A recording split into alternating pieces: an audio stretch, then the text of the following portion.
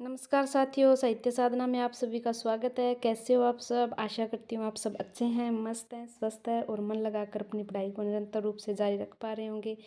आज की जो ये हमारी क्लास है स्कूल व्याख्याता की और सेकंड ग्रेड के लिए हिंदी साहित्य के इतिहास की काल विभाजन की प्रश्नोत्तरी। इसमें पहला प्रश्न है, हिंदी साहित्य का वृहद इतिहास का 15वां खंड है। कथा साहित्य, समालोचना, निबंध और पत्रकारिता, अद्यतन काल, आंतर भारतीय हिंदी साहित्य। तो इसका उत्तर होगा आंतर भारतीय हिंदी साहित्य। दूसरा प्रश्न है, जॉर्ज ग्रेसन के छठे काल विभाजन का क्या नाम है? तुलसीदास, रीतिकाव्य, तुलसीदास के अन्य प्रवृत्ति, 18वीं शताब्दी।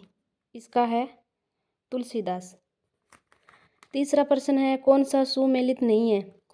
भक्तिकाल निर्गुण भक्ति, देवेंद्रनाथ, रीतिकाल रीतिबद्ध, डॉक्टर नगेंद्र, रीतिकाल रीतिमुक्त, भागीरथ मिश्र, द्विवेदी काल, पंडित सुधाकरण पांडे।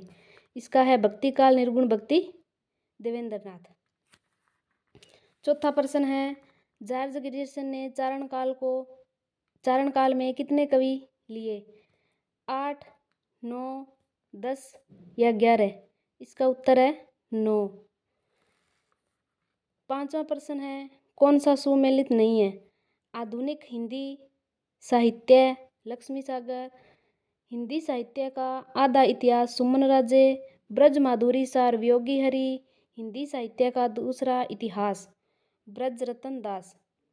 इसका उत्तर है हिंदी साहित्य का दूसरा इतिहास, ब्रजरतन दास। छठा प्रश्न है, डॉक्टर नगेंद्र ने छायावाद काल का समय क्या माना? 1918 ईस्वी से 1936 ईस्वी, 1900 ईस्वी से 1918 ईस्वी, 1918 ईस्वी से 1938 ईस्वी, 1938 ईस्वी से 1953 ईस्वी। इसका क्या है? 1918 ईस्वी से 1938 ईस्वी डॉक्टर नगेंद्र ने छायावाद का काल का समय माना है।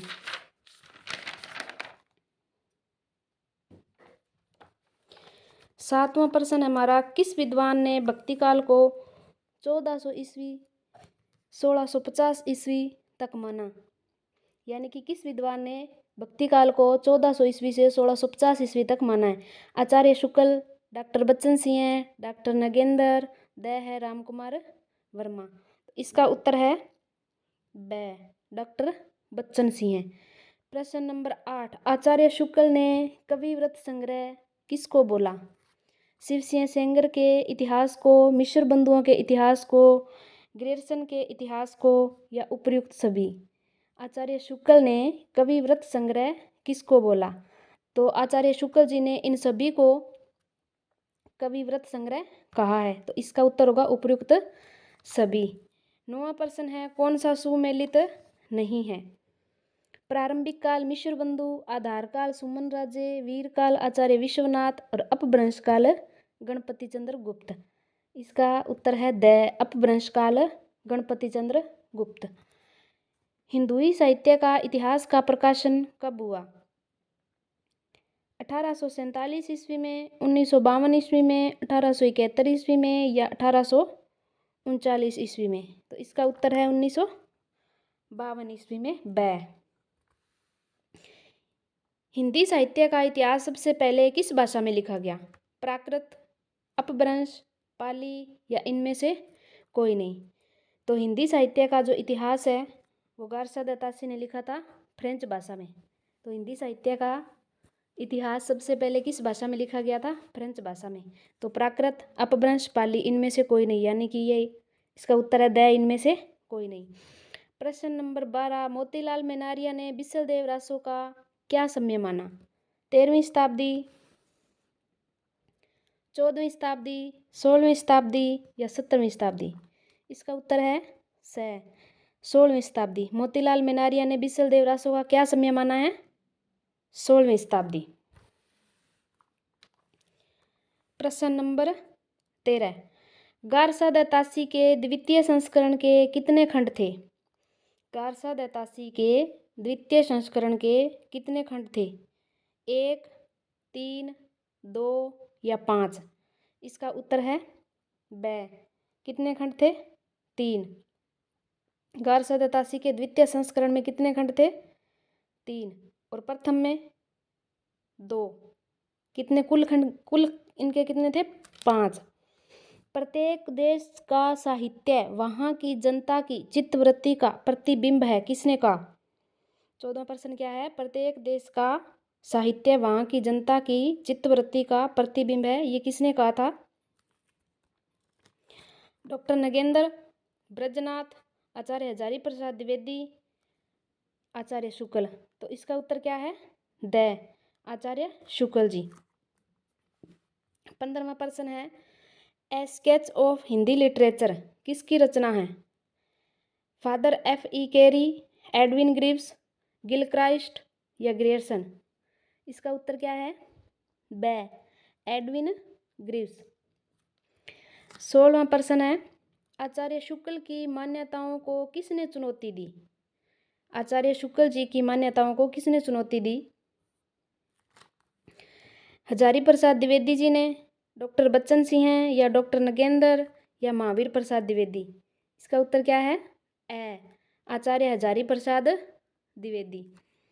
जॉर्ज ग्रियर्सन के बारे में कौन सा तथ्य गलत है? इसमें से आपको गलत बताना है कि जॉर्ज इब्राहम ग्रियर्सन के बारे में कौन सा तथ्य गलत है। इनका ग्रंथ 1888 ईस्वी में प्रकाशित हुआ। दूसरा है स्वतंत्र ग्रंथ के रूप में 1889 में प्रकाशित हुआ। और तीसरा है यह हिंदी साहित्य का प्रथम इतिहास ग्रंथ है। और चौथा क्या है कि इन्होंने नाभादास, सरदार कवि कालिदास के ग्रंथों की मदद ली। तो इसमें से इसका उत्तर कौन सा होगा? स यह हिंदी साहित्य का प्रथम इतिहास ग्रंथ नहीं है। हिंदी साहित्य का प्रथम इतिहास ग्रंथ कौन सा है? गार सादा तासी ने जो लिखा था, इस्तवार द लाले तरह एंदुए हिंदुस्तानी। तो इसका उत्तर होगा स। प्रश्न नंबर 18, हजारी प्रसाद द्विवेदी के बारे में कौन सा तथ्य गलत है? आदिकाल 1000 ईस्वी 1400 ईस्वी, भक्तिकाल 1400 ईस्वी से 1600 ईस्वी, रीतिकाल 1400 ईस्वी से 1850 ईस्वी और आधुनिक काल 1800 ईस्वी से 1952 ईस्वी। इसमें क्या है? इसका उत्तर होगा स। रीतिकाल जो 1400 ईस्वी से 1850 ईस्वी है, इसका क्या है? 1400 से 1800 ईस्वी है, इसलिए ये तथ्य गलत है। रीतिकाल 1400 से 1850 ईस्वी।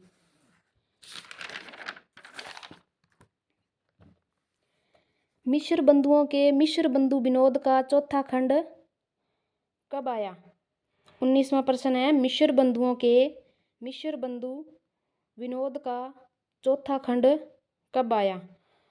1914 ईस्वी में, 1918 ईस्वी में या 1934 ईस्वी में, 1944 ईस्वी में? इसका उत्तर क्या है? स 1934 ईस्वी में। मिश्र बंधुओं का जो मिश्र बंधु विनोद ग्रंथ था, उसके 3 भाग तो 1914 ईस्वी में आए थे और चौथा भाग 1934 ईस्वी में आया था। प्रश्न नंबर 20, हिंदी शब्द सागर में कौन सा विद्वान नहीं था? आचार्य रामचंद्र शुक्ल, रामचंद्र वर्मा या बाबू श्याम सुंदर दास, रामचंद्र वर्मा? इसका उत्तर क्या है? ब रामचंद्र वर्मा। हिंदी शब्द सागर में कौन सा विद्वान नहीं था? रामचंद्र वर्मा। आज की हमारी क्लास में हमने 20 प्रश्नों को रखा था।